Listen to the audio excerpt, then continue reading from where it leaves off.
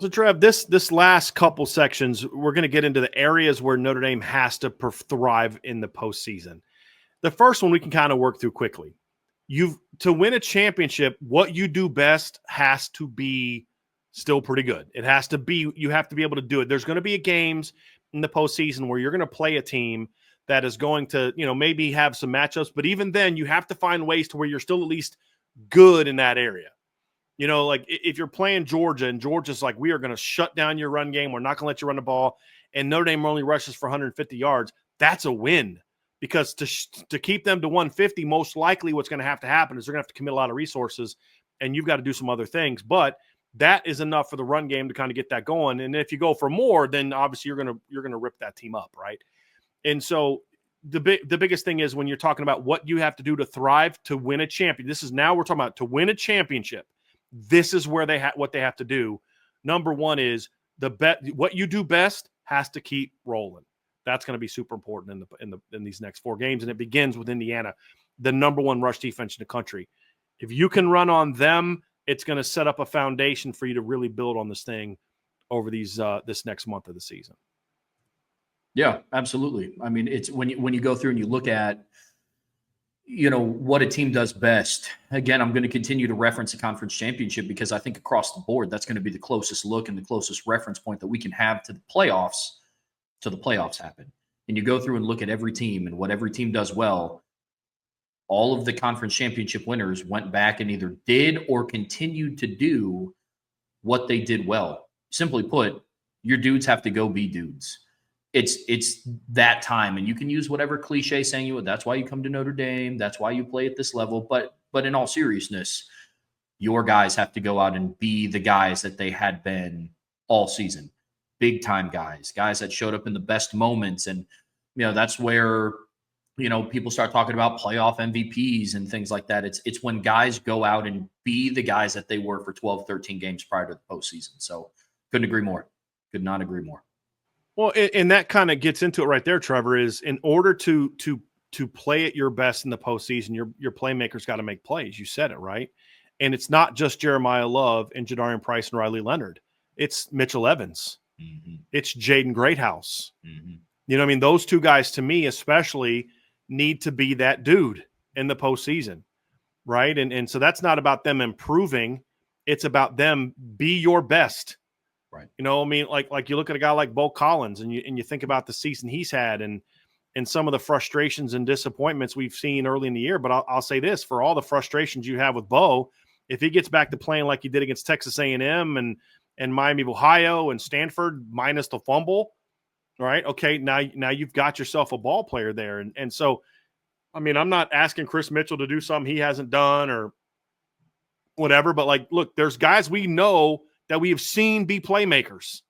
Jordan Faison's another one, right? We've seen Jordan Faison be that playmaker. We've seen Jaden Greathouse be that playmaker. We've seen Mitchell Evans be that playmaker. Those guys plus Love, plus Price, plus Riley Leonard, you've got to be dudes. Your playmakers have to make plays. And that's going to be a big key for what we're doing. And just real quick, some of you are throwing in super chats about Notre Dame, Indiana, and all that kind of stuff. We'll answer those today, but you're going to be better off holding those until next week when we actually dive into specific matchup, just to give you a heads up there, Michael. But we will answer those. But that's the thing is, Trevor, you nailed it. You said your dudes got to be dudes. The thing we have here is playmakers got to make plays. And not guys that, Chris Mitchell's got to be the FIU version of Chris Mitchell. We'll get into that down the road. We're talking about the guys that this season have proven themselves to be playmakers when they're on their game. It's Riley Leonard. It's Jeremiah Love. It's Jadarian Price. It's Mitchell Evans. It's Jaden Greathouse. It's Jordan Faison, especially. Those 6 right there, to me, have to be good in the postseason, in the passing game and run game, if this team is going to make the run that we need it to make. Yes, it'd be nice to get the better version of Bo Collins, but Bo Collins at his best has always been a good, steady possession type of receiver, right? You could even throw Jaden Harrison in there, honestly, Trev, if you want to bring him up too, because he's had some moments where he's made some big-time plays too. He had a big-time catch against Louisville to win that game. If you remember correctly, he had a couple big plays against Florida State.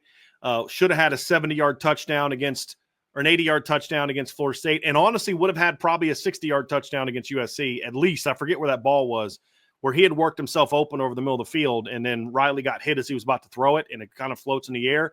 There wasn't a dude on screen from Jaden Harrison. He's another one. He's a playmaker. Bo Collins is a good possession receiver. He's got to play better. I'm talking about your big play guys, and that's that group right there.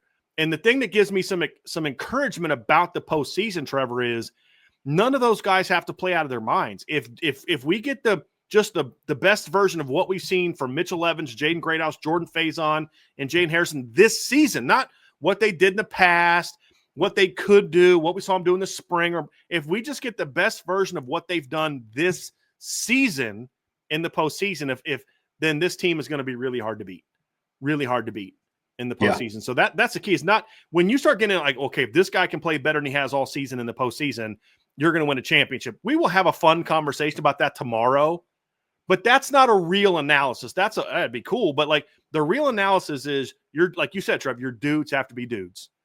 In every game, two of Evans, Faison, Greathouse, and Harrison need to be balling. Don't need all four of them, because if all four of them are balling, this team will literally go 4-0 and may not play a close game. I mean, if they're all four going off, you know what I mean?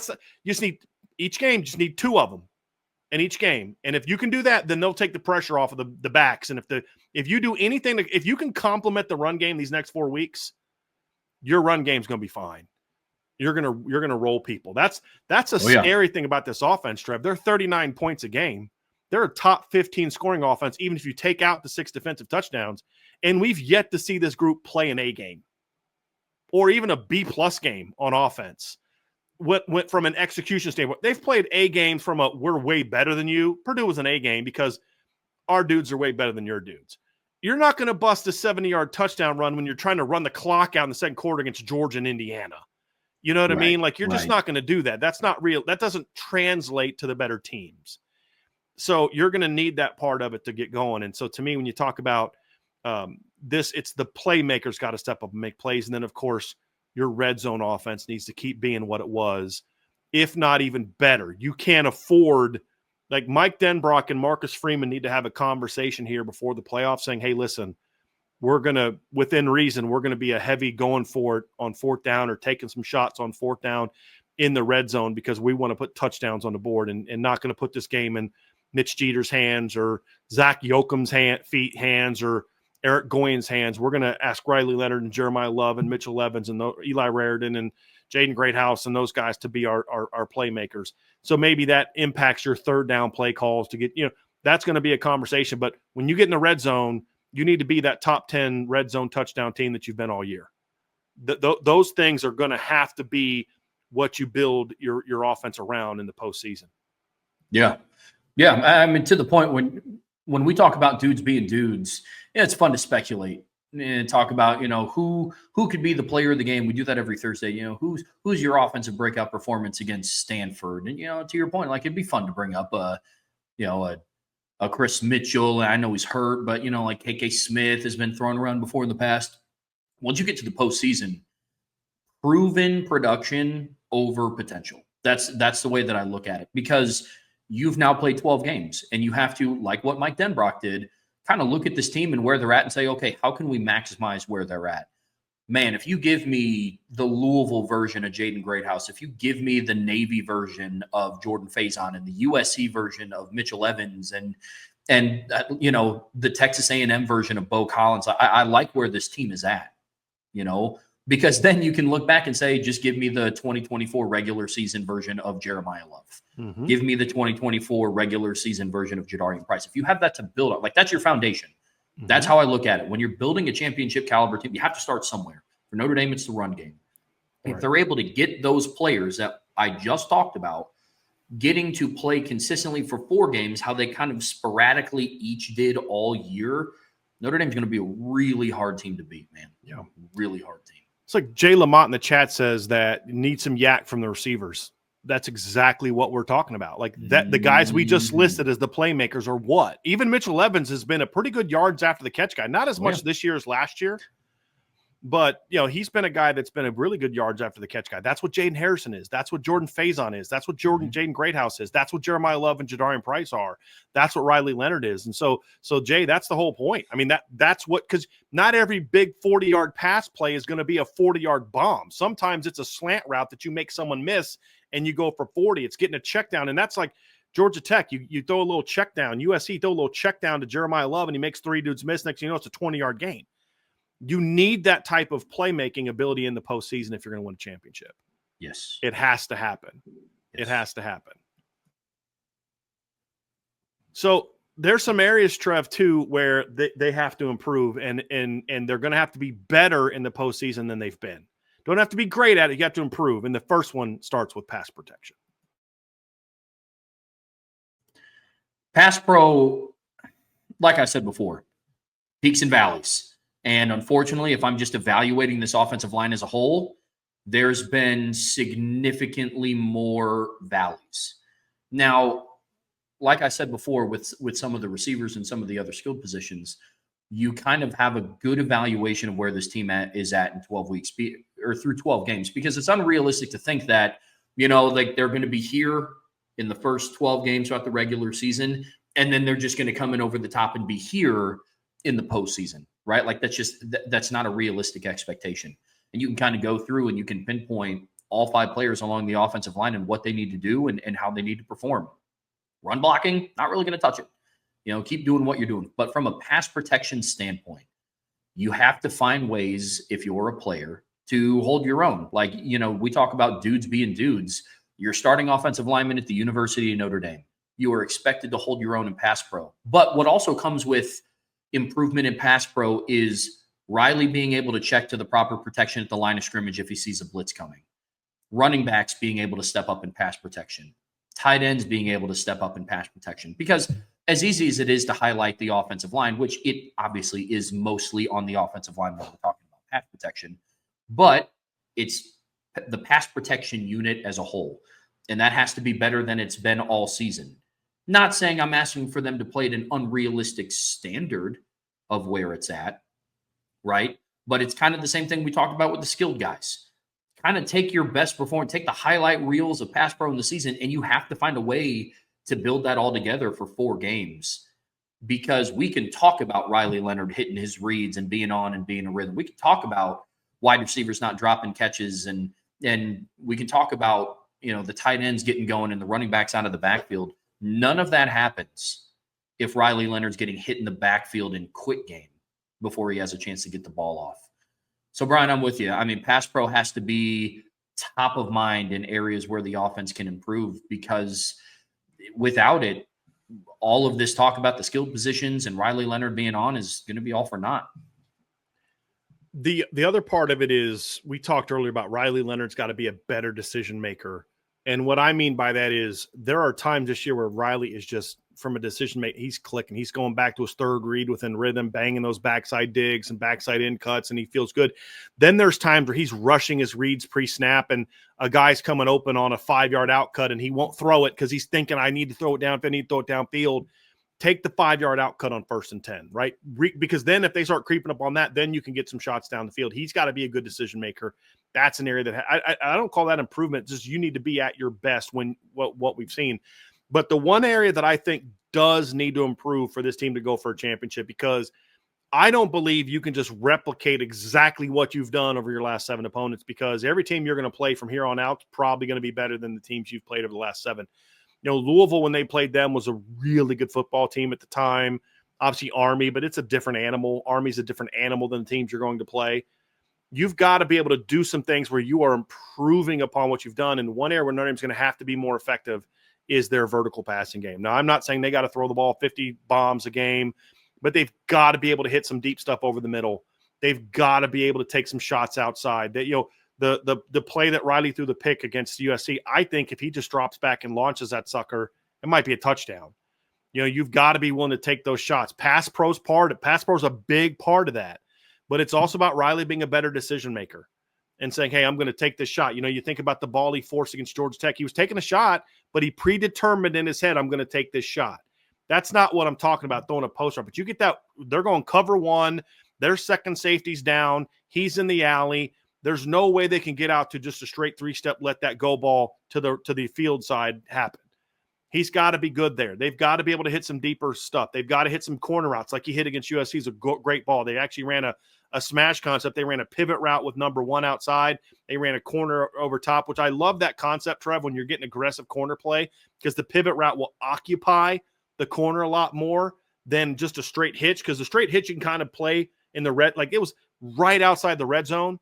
When you try to run smash near the red zone, it's a lot easier for them to undercut that corner route because the safety, doesn't have as much room to rest to be deep.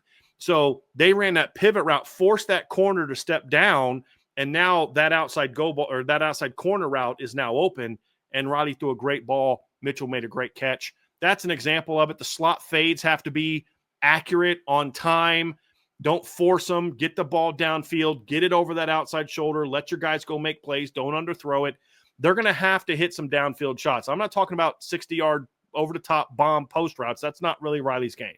The slot fades, the outside go balls, the corner routes, the backside digs that get guys, 15, 20-yard gains. You're going to have some of those at least a couple games. At least a couple games. Well, and another thing, too, is like it's just their willingness to do it. How many times have you and I been watching a game together and we're texting back and forth of like, this defense is daring Notre Dame to take a shot, and they just won't. Now, part of that is because you have 2 running backs who can rip off a big play at any time, but chunk plays are going to be huge in the playoffs, and you can't just rely that 4-24 are going to put on the Superman and Batman cape and go to town on whatever defense that they're going up against, right? So to me, not only, yes, converting on those vertical pass shots down the field, but just even having the willingness to say, hey, look, kind of like a check, kind of like a warning shot of like, hey, listen, if you keep creeping up, if you keep loading the box, like, we are going to take these shots because eventually one of them is going to hit, right? Now, ideally, it's more efficient than 1 for 5 or whatever. But my addition to what you're saying of being able to hit those plays is just have the willingness to do it, right? So for Riley, like, sometimes you just have to pull the trigger on one. You have to go up and trust your guy. I think of, that back shoulder that he threw to Bo Collins on that final offensive drive against Texas A&M for that go-ahead touchdown. It was just as simple as, I think my guy's better than your guy. I trust my guy one-on-one. And so being able to take those shots and the willingness to do it, converting on them is going to be massive in the postseason. Can't put enough emphasis on that. Definitely an area of improvement. And then the final one is they have got to get better on third down. Notre Dame ranking 87th in the country on third down is unacceptable. And there's been a lot of reasons for it. At times it's been pass pro.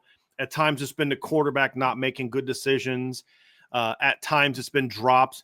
At times it's also, what you have to think about this Notre Dame football team too, Trevor, is in order to properly understand their third down offense, you have to also understand that Marcus Freeman's been much more willing to take shots on, or to go for it on fourth down this season. Notre Dame this year has, they rank 45th in the country in fourth down attempts. But if you think about how, honestly, many times they haven't been a lot of where they needed it. They're 5th in the country in fourth down conversion rate. They're 19 of 25 in fourth down conversions. This is a team that is far, far more willing to go for it on fourth down, and they're really good at getting it on fourth down. The last time Notre Dame attempted this many fourth downs in a season was 2019. And that's, to be honest with you, a lot of times because they kind of had to. But they haven't they were 17 of 25 in 2019. They were 16 of 25 in 2018. This is not a team that's been a huge, heavy fourth down team. Marcus Freeman goes for it a lot more on fourth down. And the interesting thing is they've been way better at it down the stretch. They began the season through again, we talked about that how instrumental that bye week was. Notre Dame was 4 of 7 on third down through the first 5 games. 4 of 7. That's a 57.1% completion mark. Since that time, they are 15 of 18 on fourth down.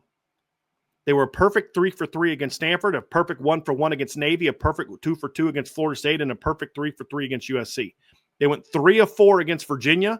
They went 3 of 4 against Virginia Tech.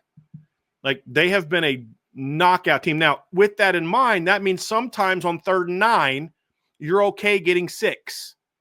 And so that factors into why your third down offense is where it is, but it doesn't make you go from 20th to 87th, which is where they are, right? Like, so if they were maybe more of a, let's take more chances on 3rd down, maybe they would be 68th on 3rd down. Still not good enough, right? So you have to at least be honest about not all the 3rd down, quote unquote, failures were necessarily failures. Sometimes you take that, it's 3rd and 12, you gain 7. Okay, we're going for it on 4th and 5. You gain 3, we're punting. So some of those are like that. You have to take that into consideration. But 87th is still way below, even if you take into that context where if you take out every 3rd down, so let's just say Notre Dame went for it on 4th down 25 times. So let's take away, Trev, 25 of Notre Dame's 3rd down attempts. And let's say they would have been trying to think of how, let's say they would have been a perfect, like they would have gone 50% on 3rd down in those opportunities, right? So you have 128 3rd downs. Let's say that they would have got, 13 of those. So that would have given them 62 for 128. Okay, if they were perfect on all those attempts, or over 50% of those attempts, that would jump them up quite a bit, right? But the reality is they were a 38% team on 3rd down. So if you take away, this is kind of my point. If you look at it and say, hey, we're going to take away certain numbers of this or that, it's still not a great 3rd down offense. It's got to be better. It's got to be better on 3rd down. You've got to be really good on 3rd down when you need to convert. You need to be really good on 3rd down when you just need to get a big chunk of yards to put you in a good position on 4th down. Because I don't know that you want to live on going for it on 4th down in your own territory all the time when you're playing Georgia and Penn State or Oregon or Texas or Ohio State or even Indiana. And so 3rd down offense is going to have to get a lot better. That requires, again, better pass pro. Receivers got to get open. Riley Leonard's got to make the throws, and you got to catch it. Because we've had, 4 or 5 that I can think of off the top of my head, 3rd downs that have been negated by drops this season. So all of it, the whole operation is going to have to get better on 3rd down. And outside of just the operation on 3rd down, it all has to be better. You got to win on early downs. Like if anybody, like some of the things that are very indicative of Notre Dame's 3rd down conversion percentage is, I go back to them being a very rhythm-based offense. When they're in rhythm, they just don't face a lot of 3rd downs. Let's be real about that. Like on 1st down, they're ripping off 7-yard gains. They get a 5-yard gain on 2nd down. Then they get an 11-yard gain on the next 1st down. Notre Dame is dead last in the country in 3rd downs attempted. You know what I mean? Like, and the second to last team is Indiana, which is, I know, something that we'll get into next week as well, but makes it all more for a fun matchup. But my point being is, in order to increase your percentage of converting 3rd downs, put yourself into 3rd and manageable, because Notre Dame isn't converting 38% of their 3rd downs because they just can't figure out how to get 3rd and 3. Right. You need to win on early downs. And part of that is, to Brian's point, the pass protection. Stop dropping passes. Stop putting yourself in 2nd and 10. And another part of that is what I touched on earlier. Stop committing drive-killing penalties on early downs. I can't tell you how many times Notre Dame picks up a 6-yard gain, a 12-yard run, and then we see the yellow flag come out and there's hands to the face, or there's holding, or there's even a false start on 1st down. You 1st and 15 looks a heck of a lot different. You can pick up a 6-yard gain on 1st down. If you're on 1st and 15, you're still 2nd and long. So you have to find a way to win on early downs to put yourself in favorable matchups. Now, I'm not saying that means if Notre Dame is in 3rd and 3 every time, they're going to go 100% in the postseason. Like that's just unrealistic. But part of the reason for their lack of conversions on 3rd down is because they're just not in 3rd and favorable scenarios. And that's tough to ask for any team. So that's kind of where I'm at with the 3rd down. But regardless, no matter how you get there, it's got to be better. Got to be better. So Trev, some comment that somebody made in the chat, it's a fair comment to make, is that's a lot to accomplish in 3 weeks. And what I would say is, I don't think that it is, because a lot of this stuff is stuff where we see it at times.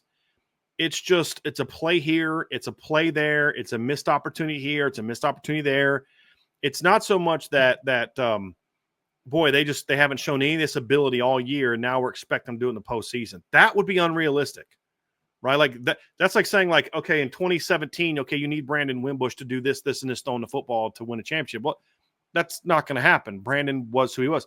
This is, hey, we just need this Riley Leonard that we saw in these 5 games to be more prominent. That, you know what I mean? We need the receivers and how they played in these 5 or 6 games to be more consistent, right? We need this pass offense that we saw rip up this decent pass defense to be that more frequently. Those are the things we talk about, where it's not that we're asking this team to do something that they have never done. It's not asking this team to do something that is, I don't know, man, against that kind of team. Are you really able to? No, it's, we've seen you do it.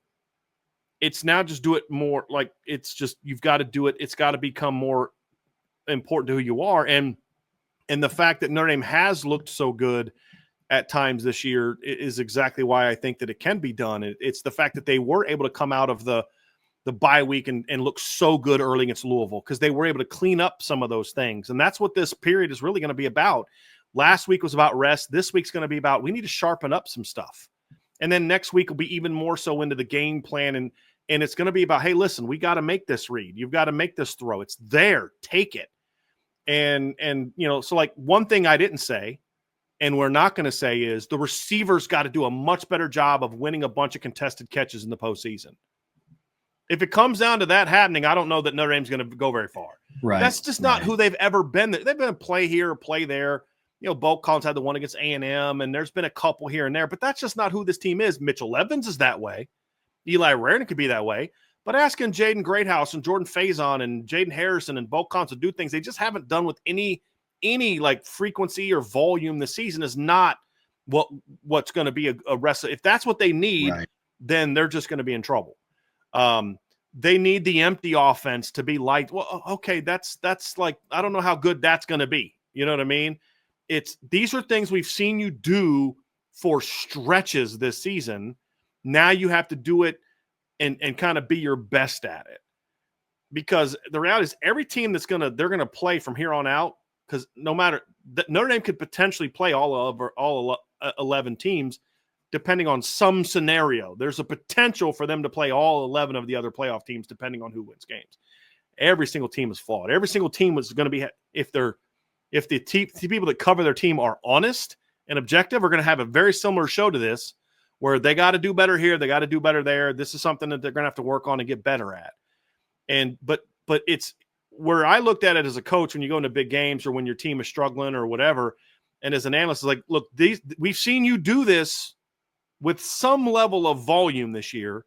Now you've just got to be more consistent at it, right? It's not like, hey, I watched, you know, Jordan Faison make this one great catch in week 2. He didn't even play in week 2. I'm just making the point. So now I need him to do that 3-4 times a game in the postseason. No. I saw Bo Collins beat Stanford for a big play on a post route. I need him to do that a couple times a game. No. You need Bo to catch the stop routes, the comebacks, the digs, the hitches. That's what you need, the RPO glance routes. That's what you need Bo to do, right? You don't need him to go be something he isn't. I need Jaden Greathouse to be what he has been this year at his best. I need Jordan Faison to be what he's been this year when he's been at his best. Do what we've already seen you do. That's what we're talking about. That's what champions do. And that's what we're saying here is, like, we've seen this offense be good at times in pass pro. We've seen this offense be good at times attacking with downfield stuff, including the USC game. We're saying maybe ramp up the volume a little bit, you know, maybe hit him a couple times early. Don't wait till you really need it. We've seen this receiving core have some really good moments this year. That's what we're saying is, you've now got to see it to where it's, okay, fellas, we've seen you do this for 3-4 games in a row. We need you to do it for another 3-4 games in a row. And that's kind of what we're getting to. And I don't think it's actually a lot. This is just, we know you can be this. We've seen you be this. You've now got to go be that here for these next 4 games. Yeah.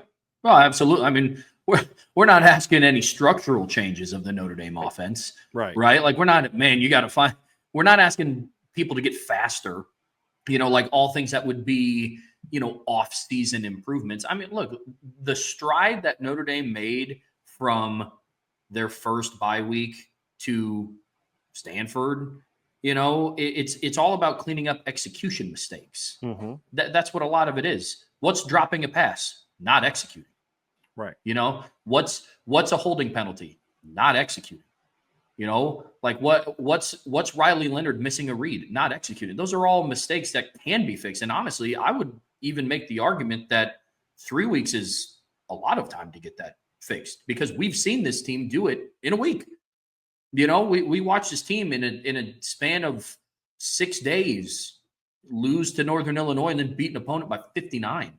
So Right. A week is a good amount of time to get these things done. It's not asking structural changes, or, man, if Mike Denbrock can implement this formation in 3 weeks and get it running and clicking for the playoffs. 35 snaps of 21 Right. personnel. They're going to be able to beat everybody. Right. So build your offense around 21 personnel, and I promise you're going to win 4 games. It's not what we're saying. And Trev, I like the point you made too, is that this is also an offense that has shown at times within a week it can make those changes. I mean, you saw it from, like you said, from Northern Illinois to Purdue. I mean, Purdue's bad, but they're not that bad, where you go from 14 points against NIU to 66 points against 59 offensive points against Purdue, right? I mean, you were up 42-0 at halftime. 35 of those were from your offense. We saw it from Miami of Ohio to Louisville. I mean, we saw it in that game where Notre Dame looked really just kind of like, what are we doing here against Miami of Ohio? And then a week later, they come out against Louisville and they're throwing the ball down the field. They're hitting. I mean, we were so frustrated in the Miami of Ohio post game because of the comments that Marcus Freeman made before the game about, they dictate to you this and you got to be methodical. And we're just like, oh my gosh, I just want to throw up. I just want to barf. Like, this is so bad. Yeah. I cannot believe we're having this conversation. And then we come out a week later and I'm looking at the stats against Miami of Ohio. Hold on, find it here. Let me find. I did the Notre Dame against Miami of Ohio went 1 of 3 on balls past 20 yards. They had 1 drop, if you remember correctly. They only threw 8 passes total beyond 10 yards against them. When you come out against Louisville and early in the game, what do? They take a couple shots down the field. You have the big crossing route by Jaden Greathouse. You have the seam route for the touchdown to Jaden Gress. They didn't throw the ball a lot down the field, but they hit a couple plays early. And then the second half, as we talked about, they just kind of went into the, we're up. We're not going to make any mistakes. They couldn't protect the ball. But so what do you do that next week? You come out and you're throwing the ball down the field and hit big plays and you jump up on them 21-7, right? You made some adjustments in that regard. So that's kind of what we're talking about. I mean, Georgia Tech, I thought the offense was real sloppy in that game for stretches. I mean, you come out and then they kind of get rolling and they finish sloppy. And they come out a week later against Navy, and that offense is clicking like we haven't seen all year. A week later. That's the thing that's been so frustrating, is this up and down performance from this offense. Well, now you're in the postseason. You're rested. You've had time to make adjustments. You just need to be sort of in the best version of yourself, somewhere in that zone consistently. And that's what's going to take to win a championship. And if they can't do it, then they're probably not going to win a championship. Right. That's the whole point of this conversation, is that's what you need to do to win a championship. Yep. And the other thing I like is you're going to have extra time between each game now compared to the regular season. There's going to be at least 9-10 days between every game. Yep. Right. Mm-hmm. So that's going to help with this too.